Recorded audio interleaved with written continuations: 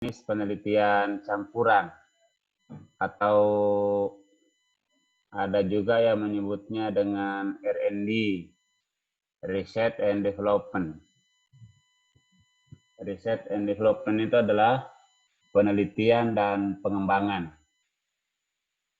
Penelitian dan pengembangan. Cuma kalau penelitian dan pengembangan ini memang memerlukan waktu yang agak panjang kalau Bapak Ibu memutuskan untuk menggunakan jenis penelitian Research and Development ini. Karena di dalamnya ada beberapa jenis penelitian yang digabung jadi satu. Ada kualitatifnya, ada kuantitatifnya juga, ada eksperimennya, bahkan ada action risetnya, penelitian tindakannya. Jadi bisa empat jenis penelitian digabung jadi satu, namanya R&D, Research and Development. Lagi-lagi saya ingin menyebutkan bahwa kalau menggunakan jenis penelitian R&D ini itu memerlukan waktu yang cukup lama untuk bisa menjadi tesis yang sesuai standar. Umumnya memang teman-teman mahasiswa pasca ini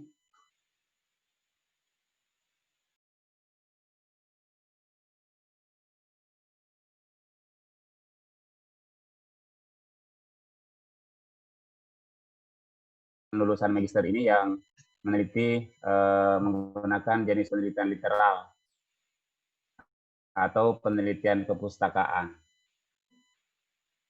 Tergantung nanti masalahnya Bapak dan Ibu yang Ibu paparkan nanti pada saat presentasi proposal, minta satu persatu untuk memaparkan masalahnya. Nanti kita akan diskusikan bersama-sama kira-kira model yang tepat untuk Bapak dan Ibu yang mana. Jadi dari sekarang Bapak dan Ibu sudah bisa mencari masalah. Mencari masalah ya. Jadi bukan mencari judul. Saya ulangi lagi, Bapak dan Ibu udah bisa, karena kan ini sudah S2 ya, saya kira udah tahu bahwa sebetulnya yang lahir duluan itu bukan judul, tapi masalah. Kalau di S1 udah tahu, jadi sekarang kita tinggal memoles diri saja. Jadi tidak terlalu rumit kalau ngajar di S2. Saya kira itu yang pertama. Terus yang kedua, standar proposal di Yayan Samarinda ini ada beberapa komponen yang harus muncul atau ada beberapa poin-poin yang harus muncul di proposal Bapak dan Ibu supaya tidak tanya-tanya. Memang ada ininya, ada penulisan karya tulis ilmiah Yayan Samarinda. Tetapi kadang-kadang setiap dosen pembimbing itu punya cara pandang beda-beda sendiri karena kan mereka lahir dari perguruan tinggi yang berbeda-beda. Bapak Ibu ini diajar atau dibimbing nanti oleh 2 pembimbing dan diuji oleh 3 penguji seminar hasil, terus di ujian tesis di 5 orang tim. Tentu mereka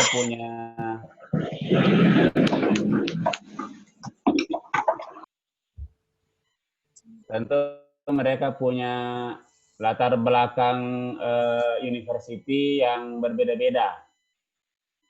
Ada yang berasal dari perguruan tinggi keagamaan Islam, itu agak berbeda teknik penulisannya dan komponen-komponen penelitiannya dengan teman-teman dosen yang berasal dari perguruan tinggi umum. Sehingga nanti kita dipandu oleh satu sistem pedoman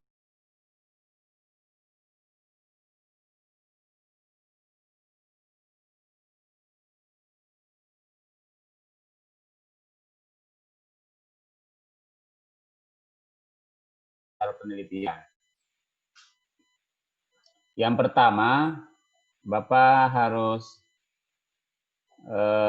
sama dengan skripsi, bagian proposal awal itu bagian A-nya nanti ada latar belakang masalah. Nah, latar belakang masalah ini saya pikir Bapak Ibu sudah tahu cara menyusun latar belakang masalah yang baik, cara mengembangkan dasar pemikiran atau latar belakang masalah yang sesuai dengan standar karya kimia. Pada umumnya mereka menggunakan sistem piramida terbalik. Piramida terbalik itu memaparkan hal-hal yang sifatnya umum, mungkin sifatnya global dulu, internasional. Setelah itu memaparkan hal-hal yang sifatnya nasional, lalu regional, baru masuk ke wilayah lokasi penelitian yang kita mau bahas. Jadi tidak boleh langsung ke fokus ke lokasi penelitian. Ada banyak teman-teman menulis itu langsung fokus ke lokasi penelitian. Itu belum bagus. Jadi diharapkan itu yang pertama. Yang kedua, untuk latar belakang yang bagus itu biasanya memaparkan memaparkan adanya kesenjangan antara teori-teori dan realitas. Teorinya idealnya begini, teorinya idealnya begini, tapi faktanya, realitasnya menunjukkan berbeda. Nah, yang fakta ini itu biasanya Bapak Ibu diharapkan untuk kalau menyebut fakta atau realitas itu biasanya dibuktikan dengan data. Data ini dia bisa berbentuk dokumen atau data ini bisa berbentuk hasil penelitian sehingga tidak memaparkan sesuatu yang tidak bisa dipertanggungjawabkan di latar belakang itu. Contoh misalnya ketika misalkan Ibu mau meneliti tentang kompetensi leadership guru PAI di Kota Samarinda. Nah, kompetensi leadership katakanlah judul tesisnya satu variabel. Satu variabel yaitu kompetensi leadership atau kompetensi kepemimpinan. Judulnya kompetensi leadership guru pendidikan agama Islam di Kota Samarinda. Nah, ini kan kalau membuat latar belakang masalahnya itu pertama menggambarkan dulu tentang kebijakan atau teori yang ideal, bagaimana sih secara ideal kompetensi leadership itu kompetensi guru PI kompetensi leadership guru PI yang ideal. Jadi dipaparkanlah kebijakannya, dipaparkanlah teorinya bahwa guru PAI itu secara leadership juga harus memiliki kompetensi dalam hal 1, 2, 3, 4 sesuai dengan kebijakan dan teori. Terus ternyata harapan itu, idealisme itu di lapangan banyak penelitian yang menunjukkan bahwa ternyata guru-guru PAI itu masih banyak yang belum sampai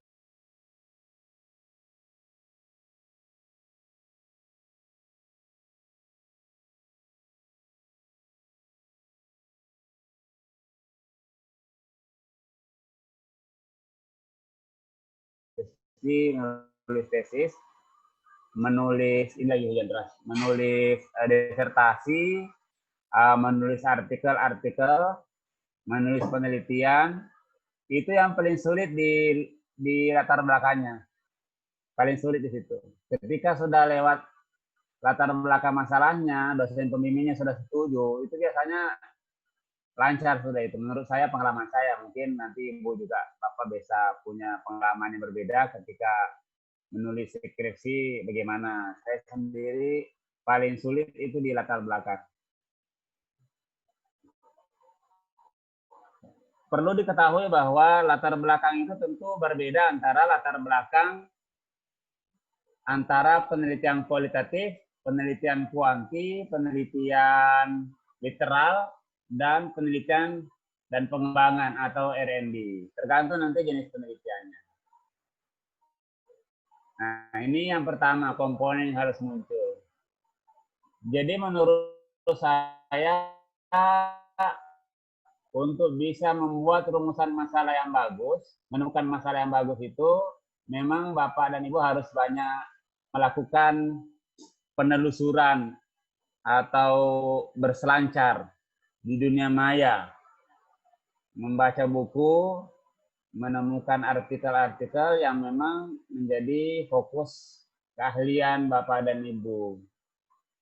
Saya itu ya, ini yang pertama. Bisa dicoba. Atau juga bisa kalau penelitian studi kasus, nah itu lain lagi tuh masalahnya ya.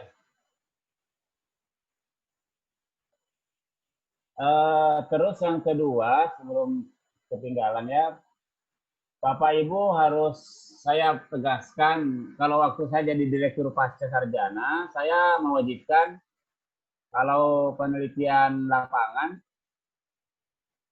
wajib lokasinya itu kalau lembaga pendidikan wajib tiga lokasi, tiga sekolah. Kalau satu sekolah itu ya rasanya rasa sekresi, kalau cuma satu. Syukur-syukur ada yang berani meneliti Kalimantan Timur. Nah, kalau Kalimantan Timur berarti satu sekolah di Samarinda, satu sekolah di Kutai Kartanegara, satu sekolah di Balikpapan, itu judulnya bisa Kalimantan Timur. Itu bisa. Nah, ini yang pertama Bapak Ibu ya, nanti boleh bertanya, boleh kita diskusi. Mudah-mudahan waktunya panjang. Jadi yang pertama adalah latar belakang masalah. Saya pikir ini Bapak harus serius ya. Syukur-syukur kalau lembaga saat ini belum sampai menetapkan standar untuk bisa selesai harus punya artikel ilmiah yang terbit atau dipublish di Sinta 2. Jadi untuk selesai ini masih syaratnya masih biasa. Kalau tidak salah itu yang tetap di plagiasinya. Plagiasi tesisnya 20%. Baik, itu komponen yang pertama yang harus muncul di proposalnya. Kemudian yang kedua, setelah latar belakang masalah, bagian B-nya nanti adalah rumusan masalah. Rumusan masalah. Ini biasa terjadi perbedaan-perbedaan oleh dosen pembimbing tentang rumusan masalah ini. Ada yang menginginkan sebelum rumusan masalah, biasanya dia ada identifikasi, jadi judul itu identifikasi, batasan, dan rumusan. Jadi ada 3, identifikasi, kemudian batas koma, batasan, dan rumusan masalah. Kalau saya tidak perlu ada identifikasi masalah, tidak perlu ada batasan masalah, langsung rumusan masalah. Alasannya adalah karena diidentifikasi masalah itu sudah dipaparkan di latar belakang, bagian akhirnya. Jadi identifikasi masalahnya itu sudah dipaparkan sedemikian rupa secara piramida terbalik di latar belakang masalah. Kalau perlu di ujungnya juga sudah ada batasannya. Jadi kalau bimbingan saya langsung meminta kepada mahasiswa untuk bagian B-nya itu langsung judulnya rumusan masalah. Oke, itu rumusan masalah. Nah, untuk rumusan masalah ini itu jumlahnya tidak ada ketentuan. Tergantung dari judulnya nanti. Karena setelah rumusan masalah, setelah rumusan latar belakang masalah kan baru muncul judul. Nah, tergantung judulnya. Kalau judulnya satu variabel, tentu pertanyaannya berbeda. Kalau rumus apa judulnya dua variabel, tapi kalau S2 itu S2 ya, kalau penelitiannya kuantitatif itu biasanya variabelnya minimal 3. Variabelnya minimal 3. Jadi kalau judulnya itu 3 variabel, tentu pertanyaannya, rumusan masalahnya jadi banyak. Kalau jadi tergantung nanti judulnya. Nah, itu rumusan masalahnya berbentuk pertanyaan dan diakhiri dengan tanda tanya. Bisa menggunakan kata bagaimana, itu kuali. Bisa juga campur kuali kuanti, bagaimana dan apakah ada hubungan, apakah ada korelasi, apakah ada pengaruh. Nah, itu berarti kalau pertanyaannya bagaimana, itu pertanyaan kualitatif. Kalau apakah ada korelasi, sejauh mana pengaruhnya, itu penelitian kuanti. Atau adakah bagaimana model baru, nah itu kuali kuanti. Nah, ini rumusan masalahnya. Ini tergantung judulnya masing-masing nanti. Kalau boleh saya beri contoh satu contoh saja yang 3 variabel. Misalnya pengaruh kepemimpinan kepala madrasah aliyah negeri. Jadi pengaruh apa ya? Pengaruh gaya kepemimpinan barangkali ya. Jadi ini yang kuanti sederhana supaya cepat aja. Pengaruh gaya kepemimpinan kepala sekolah terhadap motivasi dan kinerja guru. Berarti ada 3 variabel ini berarti. Gaya kepemimpinan variabel X-nya, motivasinya itu motivasinya variabel Y1, kinerjanya variabel Y2. Berarti ini ada 3 variabel. Nah, kalau ini penelitian kuanti 3 variabel, nanti pertanyaannya itu bisa sampai 5. Rumusan masalahnya bisa 5. Kalau mau dipaparkan secara detail betul ya, tergantung dosen pembimbingnya nanti. Pertama pertanyaannya, bagaimana realitas gaya kepemimpinan kepala madrasah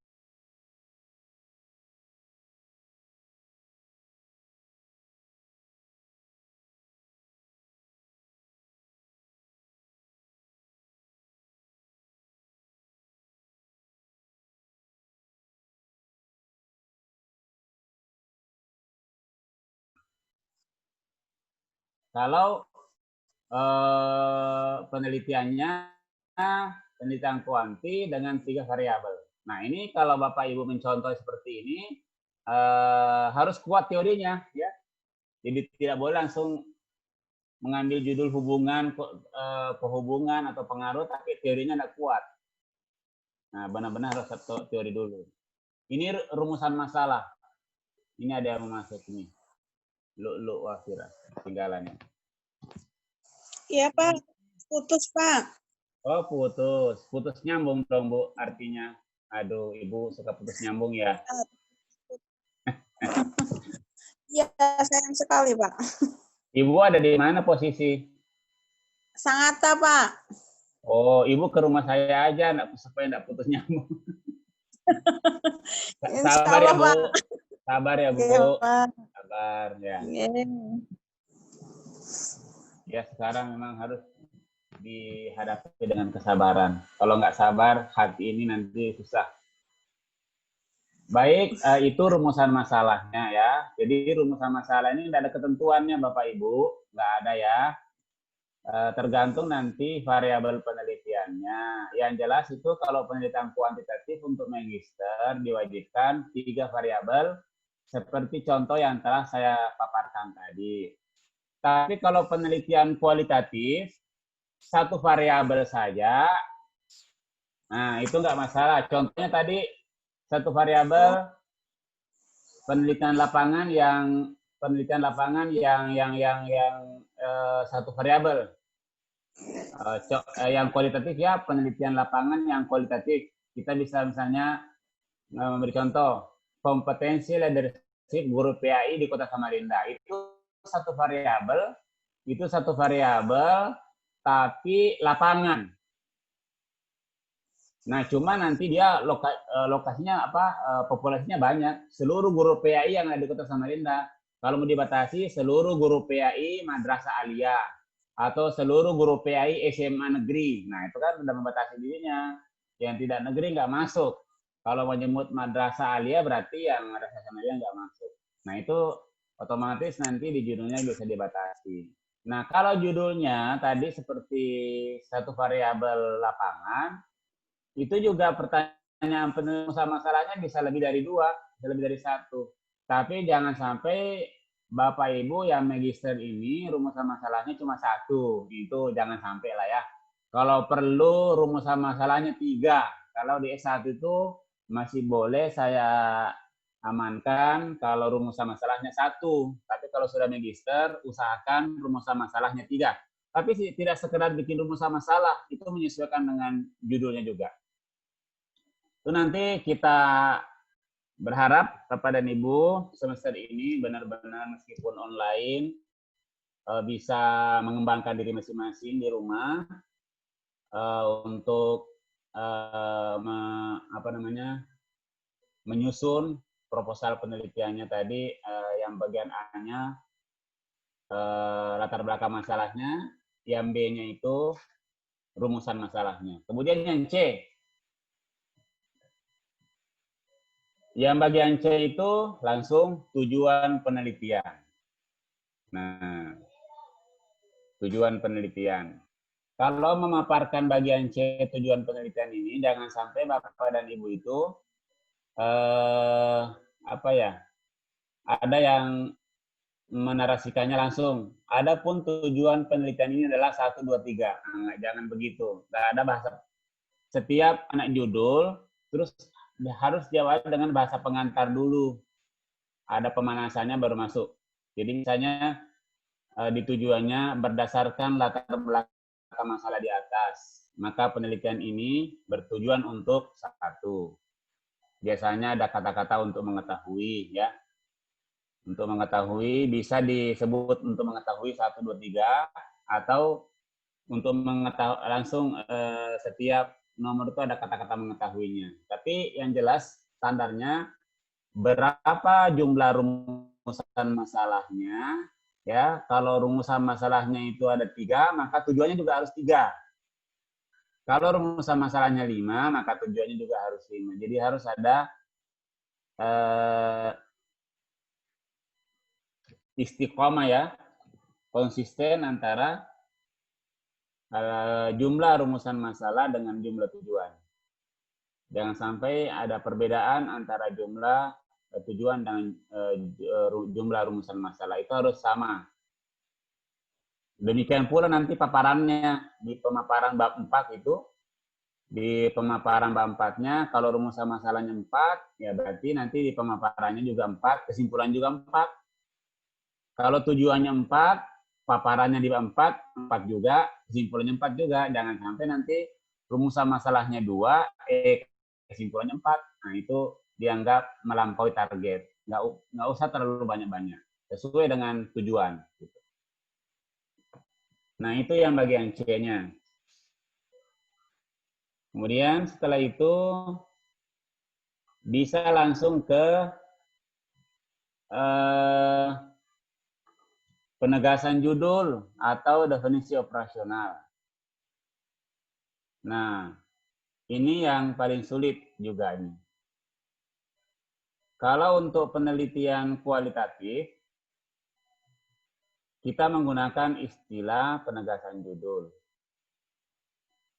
Tapi untuk penelitian kuantitatif, itu kita menggunakan istilah definisi operasional. Jadi kalau sudah dipastikan bahwa jenis penelitian Ibu itu adalah penelitian literal atau penelitian kuali, maka di bagian D-nya tadi itu gunakanlah penegasan judul. Tapi kalau penelitian Ibu Bapak itu penelitian kuanti, gunakanlah penegasan definisi operasional. Ya, definisi operasional. Apa sih yang ada juga yang menggunakan istilah penegasan istilah, penegasan judul, pengertian kata. Tapi kalau saya selama ini kurang lebih sama dengan teknik penulisan karya ilmiah ini sama Samarinda itu menggunakan saja penegasan judul untuk penelitian kuali, untuk penelitian kuanti menggunakan definisi operasional. Nah, apa yang dimaksud dengan penegasan judul? Yang dimaksud dengan penegasan judul itu adalah bukan menjelaskan arti katanya. Ya, bukan menjelaskan arti kata di judul itu. Kalau kata-katanya ada 10 terus dijelaskan artinya satu persatu. Bukan itu maksudnya penegasan judul. Ya, yang dimaksud dengan penegasan judul itu adalah menegaskan variabelnya, bukan kata-katanya. Jadi kalau misalnya judulnya tadi kompetensi leadership guru PAI, maka sesungguhnya yang harus didefinisikan, yang ditegaskan itu adalah apa yang dimaksud dengan kompetensi leadership. Bukan, bolehlah nanti di bagian akhir jelaskan juga guru PAI itu apa, tapi yang utama itu adalah apa yang dimaksud dengan variabel judul ini, yaitu variabel utamanya adalah kompetensi leadership. Nah, oke, itu namanya penegasan judul. Penegasan judul ini biasanya menarasikannya berangkat dari teori. Misalnya begini, yang dimaksud dengan kompetensi leadership menurut dalam penelitian ini adalah, nah, dipaparkan dulu menurut teori kompetensi leadership menurut ini boleh. Tapi di akhirnya, di ujung narasinya penegasan judul itu adalah yang dimaksud dengan kompetensi leadership dalam penelitian ini yang apa? Apakah sama dengan di teori? Apakah sama dengan di buku orang? Atau tidak? Atau ada semacam penegasan penambahan-penambahan yang ditetapkan oleh peneliti yang dimaksud dengan kompetensi leadership. Nah, ini yang disebut dengan penegasan judul. Kalau perlu, penegasan judul itu menarasikan secara detail apa yang dimaksud dengan kompetensi leadership disertai dengan indikator-indikatornya. Nah, itu yang dimaksud dengan penegasan judul. Penegasan judul sebenarnya bahasa peneliti ya, bukan bahasa buku. Kalau teori kan bahasa buku. Kalau definisi penegasan judul, bahasa penulis boleh mengikuti teori, atau boleh menambah teori, atau boleh mengurangi teori. Kalau di teori yang dimaksud dengan kompetensi leadership itu maksudnya ada indikatornya 10, Ibu bisa mengatakan penelitian saya ini kompetensi leadership-nya hanya meliputi 5 saja. Hanya meliputi atau menggabungkan antara kompetensi leadership versi A dengan versi B. Akhirnya kalau versi A menyatakan kompetensi leadership itu menurut versi A itu ada 5, kompetensi leadership menurut versi B itu ada 7, Bapak gabungkan menjadi 12. Maka yang Bapak masuk itu di penelitian Ibu adalah 12. Bukan 7, bukan 5. Karena Ibu menggabungkan banyak teori. Nanti kalau orang tanya, Bu, ini kompetensi leadership menurut penelitian ini apa? Ibu bisa menjawab, yang saya maksud dengan kompetensi leadership adalah gabungan dari pendapatnya A, B, dan C. Terus saya modifikasi, nah itu dia jelas sekali arahnya. Itu namanya menegaskan judul. Sehingga bahasanya bahasa peneliti, bukan bahasa teori. Kebanyakan teman-teman menulis itu penegasan judulnya bahasa teori. Memindahkan dari buku, ditanya apa maksudnya, ya nggak pernah paham karena dia tidak menguasai teorinya. Nah, ini namanya penegasan judul. Mudah-mudahan bisa dipahami. Nah, untuk penegasan atau definisi operasional kurang lebih sama juga. Contoh tadi ada satu penelitian, pengaruh gaya kepemimpinan kepala sekolah terhadap motivasi dan kinerja, itu kan 3 variabel. 3 variabel.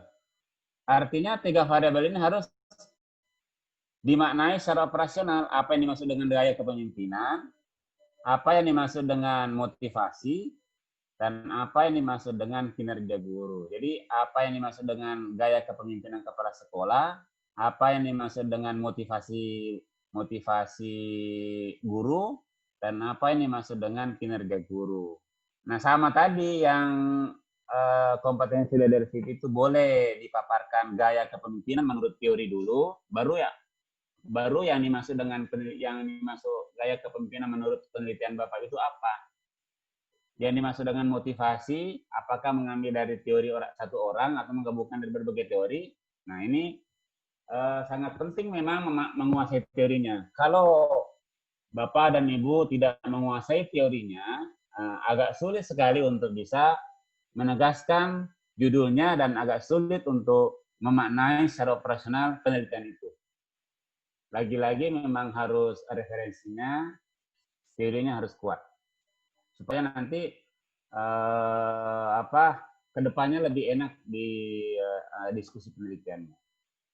Nah, itu yang dimaksud dengan penegasan judul dan definisi operasional. Saya ulangi lagi, kalau nanti ada pandangan yang berbeda, tapi yang saya selama ini terapkan adalah kalau dia penelitian kualitatif, apakah itu literal, ya, penelitian buku, penelitian studi toko, penelitian lapangan, tapi kalau dia kuali, maka saya gunakan penegasan judul. Tapi kalau dia menggunakan jenis misalnya kuanti, ya dengan berbagai variabel tadi, biasanya kita menggunakan definisi operasional. Jadi mendefinisikan secara operasional yang dimaksud dengan judul itu. Nah, itu yang keempat, bagian D-nya.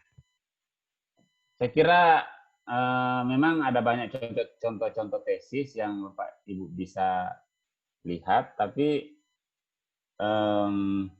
kadang-kadang tesis itu yang ada saat ini juga punya kekurangan karena mungkin sudah saat dibimbing, sudah diberitahu untuk diperbaiki, tapi ternyata perbaikannya belum maksimal dan sudah disetujui oleh pembimbing karena sekarang juga sebagian mahasiswa itu agak mepet-mepet waktunya, pembimbingnya nggak bisa baca langsung tanda tangan, padahal belum diperbaiki. Sehingga ketika Bapak Ibu mencontoh kakak kelas Bapak Ibu itu, nanti terjadi kesalahan turun-temurun. Terjadi kesalahan turun-temurun. Suara saya bagus ya, Pak? Bagus, Pak, bagus. Nah, baik. Nah, itu komponen yang keempat, namanya penegasan judul dan definisi operasional. Nah, setelah itu, bagian E. Lanjut lagi, komponen proposalnya nanti ya, saya lihat. Harapannya proposal ini nanti langsung diajukan ke kaprodinya, Ibu Iti Rukiah. Ibu Iti Rukiah, jadi sekarang harus serius, satu semester ini benar-benar sudah jadi proposalnya, jadi pada saat mau seleksi judul yang kita kuliahkan inilah nanti yang Ibu serahkan di kaprodinya untuk diseleksi, apakah bisa lolos atau tidak. Kemudian bagian E-nya, adalah signifikansi penulisan. Ada yang menyebutnya manfaat. Jadi bahasa lain dari signifikansi itu adalah manfaatnya. Nah, ada yang menyebut langsung manfaat penelitian. Tapi kalau kita menggunakan istilah signifikansi ya, meskipun sebetulnya dari segi bahasa itu manfaat dengan signifikansi itu memiliki makna yang berbeda. Terlepas dari perbedaan itu, yang jelas manfaat atau signifikansi penelitian itu rata-rata diminta untuk menulis dua hal. Pertama, signifikansinya secara praktis dan signifikansinya secara teoritis. Jadi hasil penelitian Bapak Ibu ini secara teori nanti manfaatnya untuk apa? Misalnya, kalau penelitian kualitatif, bisa saja mengatakan penelitian saya ini nanti akan menemukan teori baru. Nah, menemukan teori baru. Kan biasanya kalau kuali itu memang menemukan teori baru. Teori baru. Misalnya strategi kepala sekolah, judulnya gini ya. Strategi kepala sekolah dalam meningkatkan mutu lulusan. Ya, strategi kepala madrasah untuk meningkatkan mutu lulusan madrasah di Kalimantan Timur.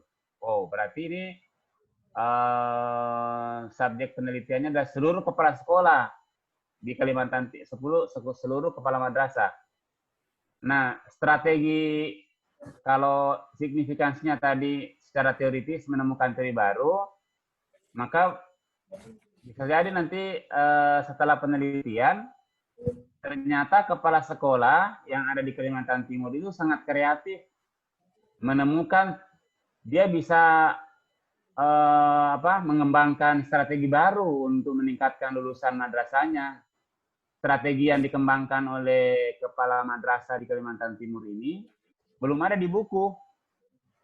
Belum ada satu buku pun yang menyebutkan bahwa ada satu atau dua strategi yang digunakan oleh kepala madrasah di Kalimantan Timur, yang dua strategi ini misalnya belum pernah ada di Indonesia, belum pernah ada di dunia, belum pernah ada di buku-buku. Maka hasil penelitian ini ibu ini menemukan teori baru. Nah, gitu. Misalnya di buku guru ini berarti ada dua yang baru. Maka inilah yang disebut dengan penelitian kualitatif secara signifikansi bermanfaat secara teoritis karena menemukan dua teori baru.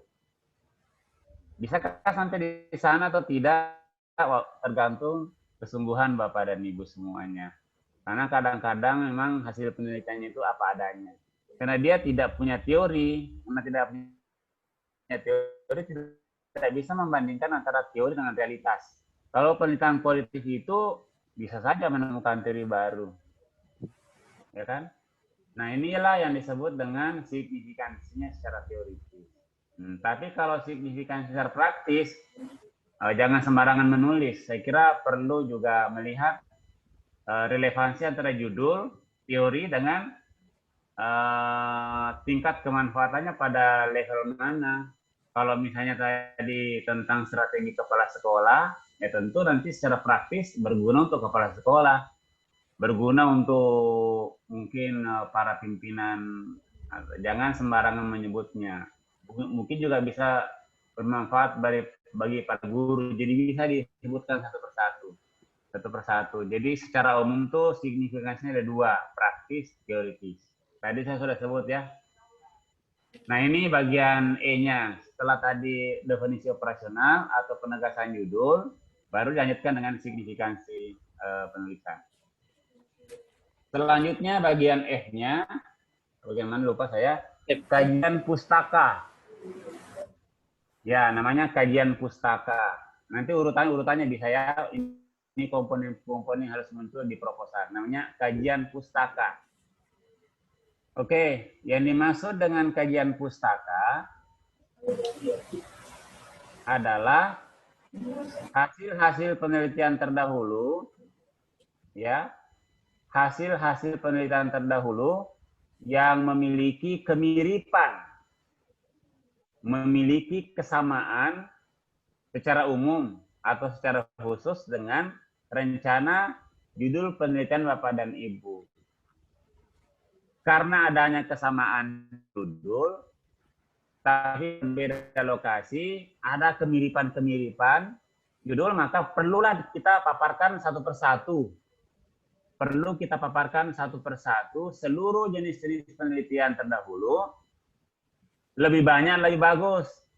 Ada yang pengen satu saja, itu benar-benar ini ya. Jangan satu, jangan dong. Pokoknya kelihatan tuh kalau dia banyak membaca, berarti dia banyak kajian pustakanya.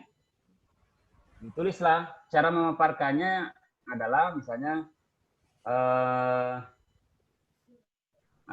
bahasanya di situ. Berdasarkan hasil pelacakan peneliti, ya kan? Rencana judul penelitian ini adalah termasuk penelitian yang baru atau original. Dia meskipun demikian ditemukan beberapa hasil penelitian terdahulu, ya kan? Ditemukan beberapa hasil penelitian terdahulu yang memiliki kemiripan dengan judul penelitian ini, meskipun terjadi atau ada adanya perbedaan yang fokus penelitian mereka dengan fokus penelitian peneliti. Nah, disebutlah di antara penelitian-penelitian itu adalah satu.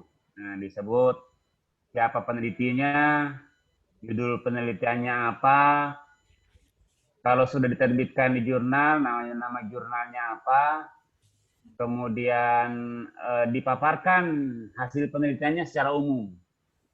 Hasil penelitian itu dipaparkan hasilnya apa saja. Ya, barangkali satu hasil penelitian terdahulu yang mirip dengan penelitian kita itu ya bisa sampai setengah halaman atau sepertiga halaman. Ya kan? Sepertiga halaman. Jadi kalau misalnya kita banyak bacaan, Google lihat, oh ternyata penelitian saya ini ada sekitar 20 penelitian terdahulu dalam 5 tahun terakhir atau mungkin sebelumnya. Nggak usah buku ya hasil penelitian. Kita paparkan semuanya. Semakin banyak semakin bagus. Sebetulnya intinya adalah peneliti itu ingin menyampaikan ke seluruh pembaca di dunia, karena kan sudah online semua nanti ya, jadi tulisan Bapak Ibu kalau bagus itu terus dipublish di jurnal atau di perpustakaan Yayasan Sambil itu bisa dibaca oleh seluruh dunia, abstraknya berbahasa Inggris misalkan. Bapak Ibu itu ingin menyampaikan kepada seluruh pembaca bahwa penelitian saya ini asli. Penelitian saya ini bukan copy paste, bukan plagiasi dari orang lain. Itu intinya sebetulnya. Sehingga kita ingin memaparkan ke seluruh dunia bahwa penelitian saya ini asli, penelitian-penelitian yang mirip ini. Fokus penelitian mereka itu seperti ini, tapi fokus penelitian saya seperti ini. Ini namanya kekayaan khazanah akademik seseorang harus dihargai. Capek-capek, paste dan lain-lain. Jadi perlu kita menggambarkan mereka bahwa ada perbedaan signifikan antara penelitian saya dengan penelitian sebelumnya. Itu yang dimaksud dengan kajian pustaka. Nah, untuk pemaparannya, sajiannya itu memang ada beda-beda ya. Ada yang menggunakan tabel, ya. Ada yang setiap menuliskan satu penelitian disebutkan perbedaannya dengan penelitiannya. Ada juga di akhir dipaparkan dulu 1, 2 sampai 10 atau sampai 15, baru di akhirnya dia akan menegaskan bahwa penelitian-penelitian sebelumnya itu seluruhnya berbeda dengan penelitian saya. Peneliti itu fokusnya ke sini, ke sini, ke sini. Sementara penelitian-penelitian yang sebelumnya adalah fokusnya ke sini, ke sini, ke sini. Itu biasa di akhir. Ada juga setiap menyebut satu disebutkan perbedaannya. Itu tergantung seleranya pembimbing masing-masing. Tergantung selera pembimbing, tapi intinya di kajian pustaka itu ingin menyampaikan kepada pembaca bahwa kita punya hasil penelitian asli, meskipun terjadi kemiripan-kemiripan, tetap ada keasliannya. Itu namanya kajian pustaka. Kajian pustaka ada juga yang menggunakan istilah tinjauan pustaka ya. Tinjauan pustaka bolehlah. Ada juga, tapi kalau kita di sini rata-rata menggunakan kajian pustaka. Nggak usah terpengaruh banyak istilah-istilah ya. Kajian pustaka itu tadi intinya adalah itu tadi yang saya sebutkan. Itu namanya kajian pustaka. Oke. Lalu setelah itu kita masuk pada bagian berikutnya. Setelah kajian pustaka biasanya dituliskan dasar teori.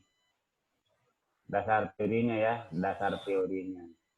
Nanti dasar teori di proposal, ketika sudah seminar proposal, dasar teori ini nanti di bab 2 kalau penelitian literal, penelitian lapangan. Kalau penelitian lapangan nanti dasar teori ini akan menjadi bab 2, diganti namanya menjadi landasan teori. Tetapi di proposal Ibu tetap muncul dasar teori. Apa itu dasar teori? Teori-teori yang berkaitan atau mendukung variabel penelitian peneliti. Saya ulangi lagi. Yang disebut dasar teori adalah teori-teori yang berkaitan dan mendukung variabel penelitian peneliti. Tadi saya sebut penelitian kuanti tadi itu ada 3 variabelnya. Pertama, gaya kepemimpinan kepala sekolah. Yang kedua, motivasi guru. Yang ketiga, kinerja guru. Berarti teorinya tentang 3 itu. Teori gaya kepala madrasah, gaya kepemimpinan, teori motivasi, dan teori kinerja. Otomatis nanti di dasar teorinya itu bisa dibuat sub-subnya, bagian A atau bagian nomor 1, nomor 2, nomor 3. Itu bisa dikembangkan. Bisa dikembangkan, tapi secara umum itu 3 variabel itu. Kalau nanti judulnya kualitatif, seperti penelitian tadi, kompetensi leadership, nah itu variabelnya teori tentang kompetensi leadership. Apakah nanti dipecah-pecah itu, terserah saja. Tapi teorinya harus namanya dasar teori. Untuk proposalnya, biasanya hanya secara umum saja ya, secara umum. Menyebutkan buku-bukunya, buku utamanya, buku premiernya apa. Nah, itu yang utama di dasar teorinya. Nggak usah terlalu rinci banget di proposalnya. Intinya di proposal itu, Bapak dan Ibu itu sudah punya teori. Kalau ditanya, judul ini sudah kuat nggak teorinya? Sudah, Pak. Buku apa? Oh, udah tahu bukunya. Bukunya ini, karyanya ini, lalu buku A, buku B, udah ini. Apalagi saya sudah punya artikel banyak, Pak. Saya sudah punya artikel. Jadi sekarang ini nanti kalau tidak keberatan, saya minta setiap jadi UTS-nya nanti, UTS ya, ujian tengah semesternya itu tugas Bapak Ibu itu adalah mengumpulkan minimal kalau mahasiswa sebelumnya sih biasanya saya minta 20 artikel yang berbahasa asing yang memiliki kemiripan dengan variabel penelitian, memiliki kemiripan atau memperkuat teori variabel rencana penelitian Bapak Ibu. Nah, tergantung nanti tugasnya beda-beda ini. Kalau misalkan ada yang variabel penelitiannya tentang manajemen kurikulum, ya kan? Manajemen kurikulum Madrasah Aliyah. Oh, itu manajemen kurikulum Madrasah Aliyah di Kalimantan Timur atau manajemen kurikulum Madrasah Aliyah di Kutai Timur. Artinya Bapak Ibu ini harus punya teori yang kuat tentang manajemen kurikulum. Ya kan? Apa itu model desentralisasi kurikulum, apa itu sentralisasi kurikulum, apa itu mixed, apa itu gabungan, apa itu school based curriculum development. Kalau ditanya teori-teorinya udah punya. Jadi yang dimaksud dengan dasar teori itu adalah teori-teori yang memperkuat, yang menjadi landasan, ya, yang menjadi fondasi untuk variabelnya, yang disertai dengan buku-buku mungkin hasil penelitian, artikel-artikel. Jadi supaya Bapak Ibu bisa cepat selesainya juga berkualitas. Ya harapannya nanti di UTS saya minta menganotasi bahasanya itu ya, atau minimal membuat deskripsi narasi isi singkat, teori-teori apa yang dipakai artikel itu. 20 artikel itu. Jadi tadi kalau saya sebutnya manajemen kurikulum berarti minimal Bapak Ibu harus menemukan artikel 20 yang bicara tentang manajemen kurikulum. Bisa berbahasa Arab, bisa berbahasa Inggris, ya kan? Harapannya sih bisa 10 yang kalau nggak bisa bahasa Arab, ya kan susah ya bahasa Arab. Ya semuanya berbahasa Inggris. Dan sangat berbangga sekali saya kalau nanti ada yang memaparkan proposalnya itu sudah berbasis artikel berbahasa Inggris. Sedikit-sedikit menarasikannya can you use English language? You must present your proposal with English language, nggak apa-apa. Kalau istimewa lugha Arabia lah seperti ya nggak apa-apa bahasa Inggris saja. Ya kan supaya ada ciri khasnya Bapak Ibu ya ada. Langsung saya luluskan cepat. Saya bingung kalau ada yang bisa itu. Nah, itu namanya dasar teori. Lagi-lagi semuanya itu tergantung Bapak dan Ibu ya. Kalau pengalaman saya dulu nulis disertasi di Bandung itu luar biasa karena satu mata kuliah 30 artikel. Jadi kalau satu semester itu ada 5 mata kuliah, 5 kali 30 artikel, sudah 150 artikel. Dan semuanya berbahasa Inggris. Meskipun saya tidak lancar speakingnya, tapi untuk memahami teks bahasa Inggris itu bisa. Apalagi sekarang kan ada Google Translate. Tinggal baca artikelnya, sudah bisa diprediksi di mana teorinya yang dipakai, di copy paste, itu di copy artikel itu baru dimasukkan di Google Translate, langsung kelihatan artinya. Kelihatan artinya itu ya tinggal diedit-edit bahasanya, langsung bisa jadi kutipan. Jadi sekarang ini nggak ada istilah alasan kalau aku nggak ada kutipannya itu atau referensinya yang berbahasa asing. Nggak ada alasan. Gampang banget sekarang. Cuma memang saya tahu kalau Bapak Ibu sudah kerja itu tantangannya. Tantangannya bekerja, kemudian kuliah, sama berkeluarga. Tapi kalau Pak San Haji aman aja, karena dua-duanya kuliah, dua-duanya kerja. Amin. Amin, ya Rabbal Alamin. Dua-duanya lancar nanti. Itu tantangannya Pak. Artinya kan saling mengerti itu. Oke, setelah dasar teorinya, nanti metode penelitian. Nah, ada yang menggunakan metodologi, ada yang menggunakan metode. Jadi Bapak Ibu menggunakan metode penelitian. Kalau metodologi kan ilmunya ya. Ilmunya artinya kalau menggunakan metodologi penelitian itu masih banyak sifatnya teoritis. Tapi kita harus menggunakan istilah metode penelitian. Karena yang dimaksud metode di sini adalah cara yang digunakan oleh peneliti untuk menemukan jawaban rumusan masalahnya. Kalau rumusan masalahnya ada 4, bagaimana caranya Bapak Ibu itu? Ya, bagaimana caranya, langkah-langkah yang ditempuh mulai dari pendekatannya, ya kan? Mulai dari jenisnya, mulai dari pendekatannya, mulai dari populasinya kalau kualitatif, ya kan? Sampelnya, sumber datanya, kemudian teknik pengumpulan datanya, teknik analisis datanya, dan lain-lain itu cara yang digunakan oleh peneliti untuk menemukan jawabannya, rumusan masalahnya tadi di bagian B itu. Disinilah wajibnya sekarang, di samping Ibu Bapak harus membeli buku atau mengumpulkan artikel-artikel yang terkait dengan variabel penelitiannya, juga harus minimal punya beberapa buku metodologi penelitian. Dan saya meyakini Bapak sudah punya, Ibu sudah punya karena sudah lulus di mata kuliah metodologi penelitian semester, saya nggak tahu apa semester 1, apa semester 2. Yang jelas mungkin semester ini tidak ada lagi mata kuliah metodologi penelitian. Semester berapa Pak San Haji? Semester 2 Pak. Iya. Nah, jadi saya tidak perlu banyak menjelaskan metodologi penelitian.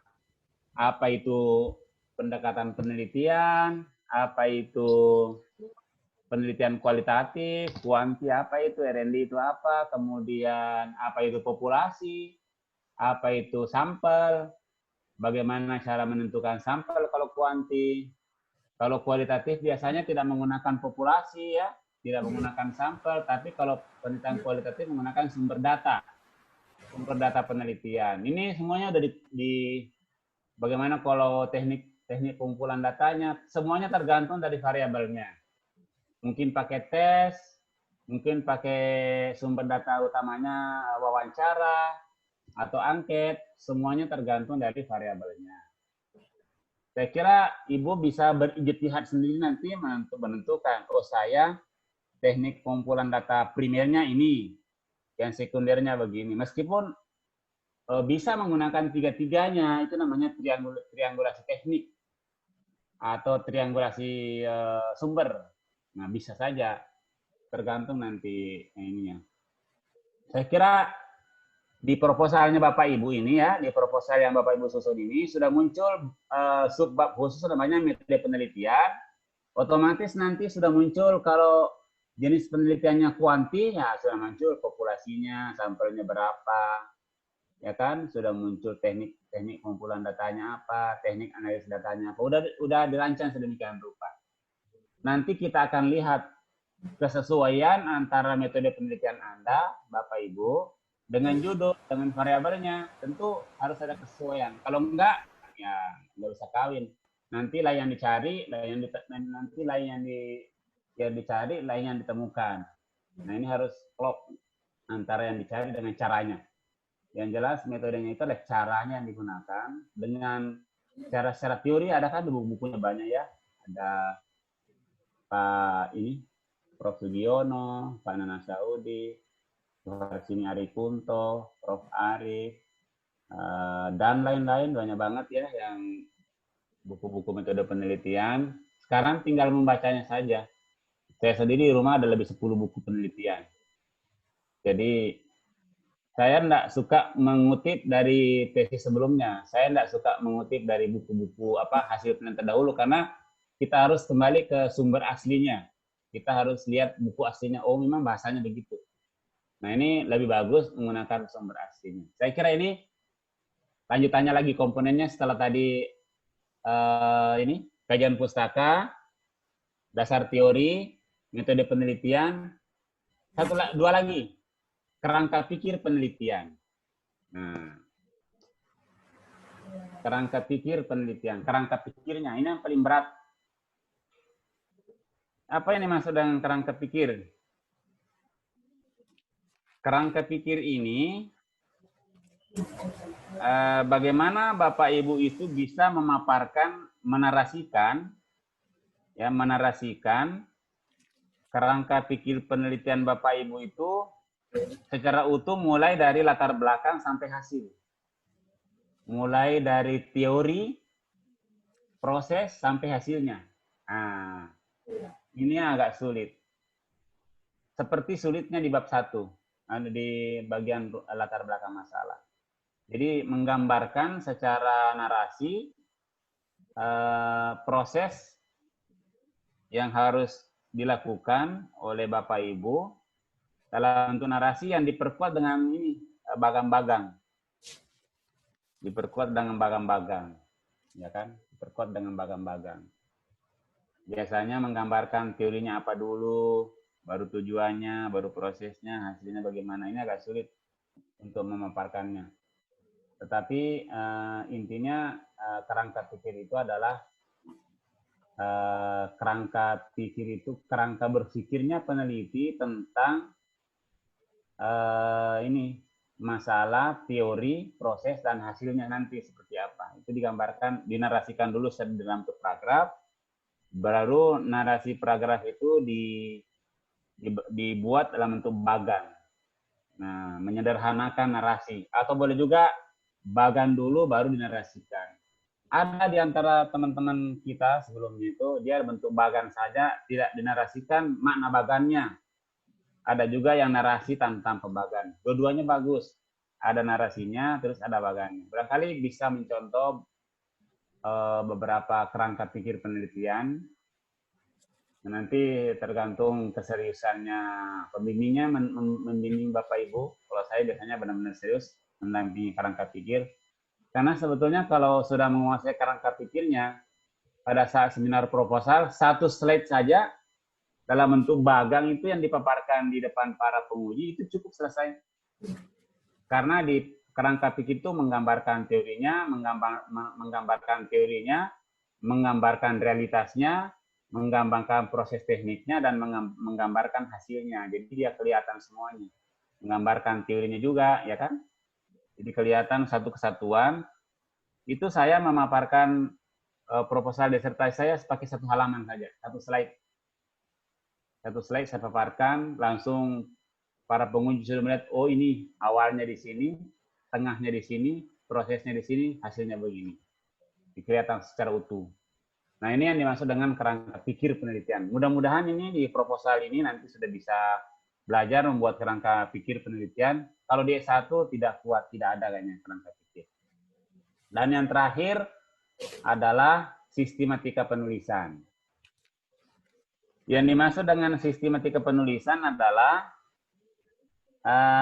sistematikanya ada dua ya Bapak Ibu ya. Sistematika itu ada yang berbentuk narasi, ada yang berbentuk rancangan daftar isi.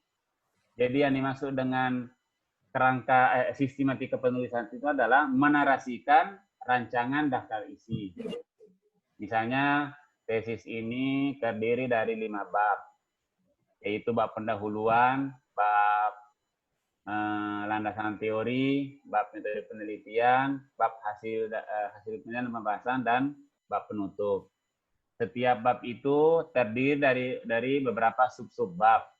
Bab pendahuluan meliputi latar belakang masalah, rumusan, tujuan, kemudian signifikansi, definisi operasional, dan seterusnya. Bab 2 terdiri yang merupakan bab landasan teori, terdiri dari ini 2 teori. Begitu namanya sistematika. Jadi sistematika itu ada yang bentuk narasi, tetapi lebih dari itu, proposal yang bagus itu sudah ada rancangan daftar isinya. Isinya bab 1 apa saja, isinya bab 2 apa saja, isinya bab 3 apa saja, isinya bab 4 apa saja, isinya bab 5 apa saja. Jadi udah kelihatan rencananya secara utuh. Itu bagus banget. Nah, dan paling terakhir sudah dipaparkan juga rencana referensinya. Jadi referensi ini bisa berbentuk buku, bisa berbentuk hasil penelitian, bisa berbentuk jurnal, dan lain-lain yang betul-betul mendukung variabel penelitian Bapak dan Ibu semuanya. Saya kira ini narasi saya, inilah namanya proposal penelitian. Ya, ini namanya proposal penelitian. Bapak Ibu harus susun selama 1 semester ini, serius, maksimal, tidak seadanya, karena sebetulnya disinilah yang terlihat karya yang sebenarnya. Kalau makalah itu dosen-dosen saya tahu kadang nggak serius, tapi biasanya diskusi yang tesisnya. Saya kira itu, saya persilakan kalau ada yang bertanya, barang 5 menit, saya silakan. Langsung saja sebut nama, langsung bicara kalau ada yang bertanya. Pak, saya tuh, Silakan, sebut nama. Pak, saya Betul Wafirah, Pak. Siapa, Bu? Halo. Ya, Pak, saya mungkin agak keluar dari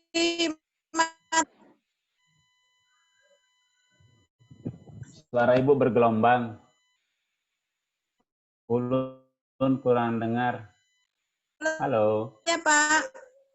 Diulangi lagi, Bu. Saya kurang jelas. Agak macet-macet suaranya. Ibu Lu ya? Lu. Wafirah, silakan, Bu.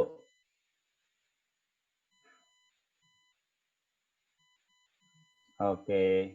Tampaknya suaranya Ibu Lulu menghilang di udara. Mudah-mudahan bisa bergabung kembali. Ada lagi yang lainnya? Ibu Lulu nanti kalau mau tanya lewat WA saja ya. Saya siap membalasnya, Bu. Berdua saja. Saya Pak Hilwa. Silakan. Hilwa Bahriyah. Ya, sudah dengar. Silakan. Pada tulisan tesis, kalau semakin luas demografinya itu semakin bagus ya Pak ya. Berarti Ya. kalau misalnya dalam lingkup, saya kan tinggalnya di Tenggarong. Ya. Itu ada beberapa, ada satu sekolah yang mau saya teliti. Apakah dalam tesis saya itu di judulnya disebutkan sekolah-sekolah mana yang di Tenggarong tersebut, atau cukup kota Tenggarongnya saja, Pak? Cukup kota Tenggarong saja. Yang penting jangan ada kata sajanya, Bu ya. Iya, Pak. Siap. Oke. Misalnya titik-titik di Tenggarong gitu. Atau boleh juga di kota Tenggarong ya? Atau di Tenggarong saja? Ya. Di Tenggarong. Tapi di rincian tesisnya itu disebutkan tetap ya Pak, sekolah mana saja Nanti di metode penelitiannya baru sebut tiga-tiganya. Oke, siap Pak. Ya. Siap Pak. Satu lagi, yang ada mau konsultasi boleh lewat WA saja, silakan. Ada satu lagi. Oh, bergabung Bu Lulu. Silakan Bu Lulu. Ini Pak, saya itu kemarin judul saya yang saya ajukan adalah Inovasi Kebijakan Pendidikan, Studi Kasus, Penyelenggaraan studi kasus. Oke, gini Bu, saya minta nanti bikin memaparkan masalahnya dulu, baru dibantu merumuskan judulnya. Iya, saya mau tanya Pak, ini studi kasus itu bagaimana toh Pak yang? Oh, nanti aja, nanti terlalu panjang nanti penjelasannya. Baik, Pak. Pokoknya Ibu menyampaikan masalahnya nanti.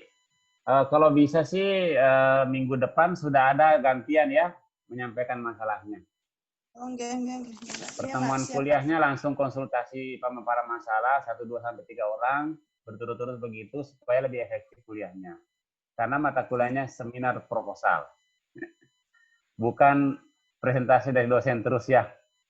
Tapi yang presentasikan adalah mahasiswanya. Oke, baik, cukup dulu ya. Kalau ada yang mau ditanyakan silakan langsung di grup atau di web pribadi saya. Insya Allah saya siap jawab. Kalau terlambat jawabnya itu artinya saya ada kesibukan yang lain. Terima kasih atas perhatian Bapak dan Ibu.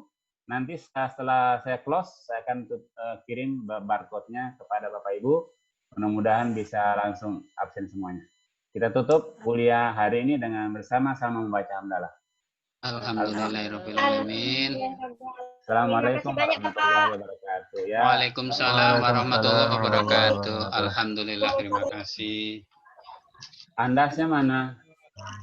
Oh, ini ada. Andas 21. Hadir, Bu. Hadir, Pak. Mantap. Kapan undangan pernikahannya? Nah, itu Pak. Alhamdulillah. Itu Pak. Mungkin mau dicarikan, Pak. Gampang tuh kalau dia ngomong sama saya, gampang aja. Alhamdulillah. Masih targetnya Mbak Dana itu, Pak. Ya. Peluang terbuka lebar nih. Gayung bersambut. Kalau ada yang mau dijadikan saya perantara, boleh. Aduh, Pak, terlupanya judulnya, Pak. Hah? Terlupanya judulnya. Variabelnya banyak. Oh, variabel. Judulnya Baik, saya keluar. susah. Baik, saya keluar dulu ya, Bu. Assalamualaikum. Iya, Pak. Waalaikumsalam warahmatullahi wabarakatuh. Terima kasih, Bapak.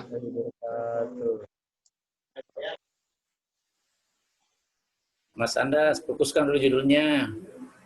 Fokus penelitian.